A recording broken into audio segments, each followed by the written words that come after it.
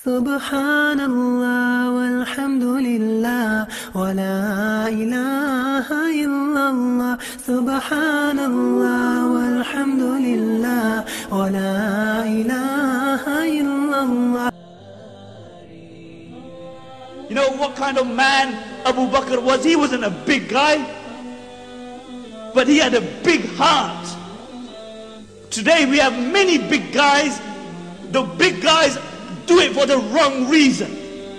And we don't have enough people who have big enough heart for the truth. And that's the problem.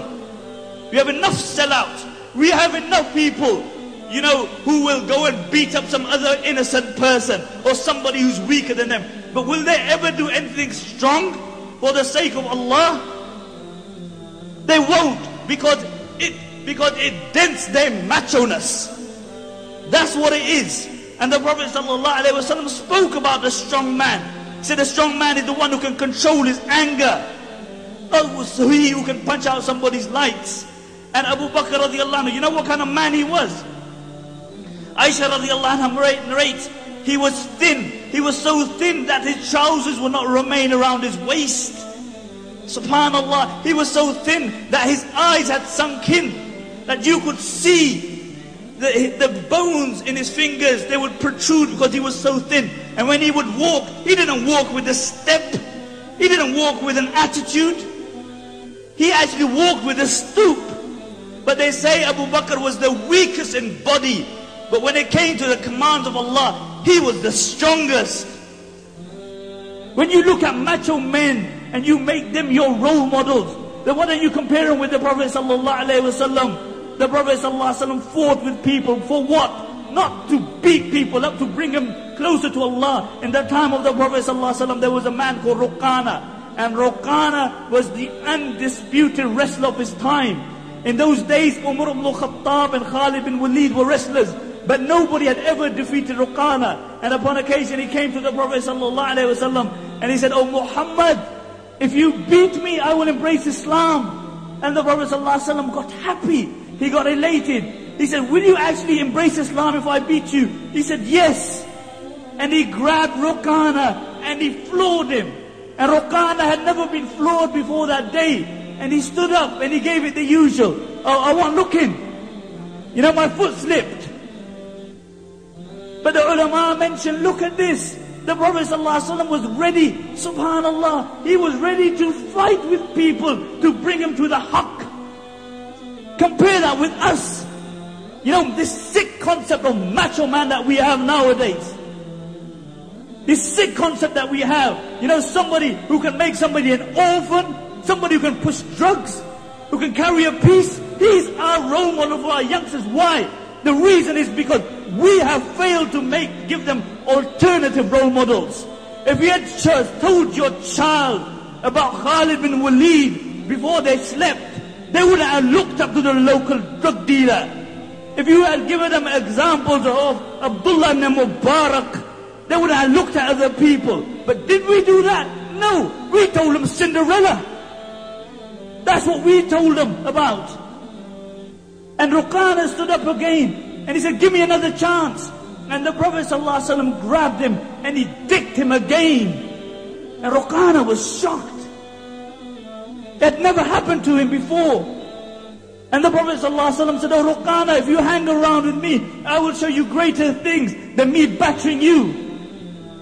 And Ruqana said, "What could be more greater than this?" And the Prophet ﷺ indicated toward the tree. And the tree ripped through the earth. And they stood in front of the Prophet ﷺ. And they bore witness that there is no God but Allah. And you are His messenger. And the Prophet ﷺ turned to Ruqana. And he said, "Oh Ruqana, I told you, hang around with me. And I will show you things which are greater than me battering you." But this was the life of the Prophet ﷺ. And the examples go on and on. We live in a shallow society where you judge people by how good looking you are. So you got plenty of hair, then you might become prime minister. That's where William Hague lost out. You're good looking, but good look, only skin deep. But if that is what you're looking at, then is there anybody's looks who can compare with the looks of the Prophet sallallahu alaihi wasallam? Jabir radiallahu anhu mentions, I saw the Prophet sallallahu alaihi wasallam on the night of a full moon. And I looked at the face of the Prophet sallallahu alaihi wasallam, and I looked at the full moon. And I looked at the face of the Prophet sallallahu alaihi wasallam, and then I looked at the full moon. And then I looked at his face again, and I looked at the full moon. He said, I swear by Allah, the face of the Prophet sallallahu alaihi wasallam was more radiant and more beautiful than the full moon. Do you know what this story, tell your children this story tonight, of Zulaykha is? Zulaykha was the wife of the Aziz. She was an honorable woman, and she fell in love with Yusuf alayhi salatu wasalam, who was a slave. And the news spread around that she was infatuated with this slave. So the other honorable women started saying, you know, how did she fall in love with him? Let me put it in a context that you can understand it. How did Raja Saab's daughter fall in love with so-and-so? And I won't mention. How did Raja Saab's daughter fall in love with him? So she gathered all the women, and she gave them an apple. And she said, cut the apple. And while they were cutting the apple, she told Yusuf alayhi salatu wasalam to walk past. The Prophet sallallahu alaihi wasallam said Yusuf alayhi salatu wasalam was given half of the beauty of humanity.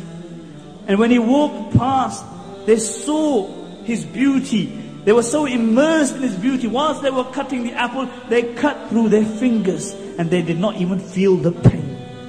Aisha radiallahu anha mentions, if the women of Zulaykha had seen my Muhammad sallallahu alayhi wasallam, they would have cut their hearts and felt no pain.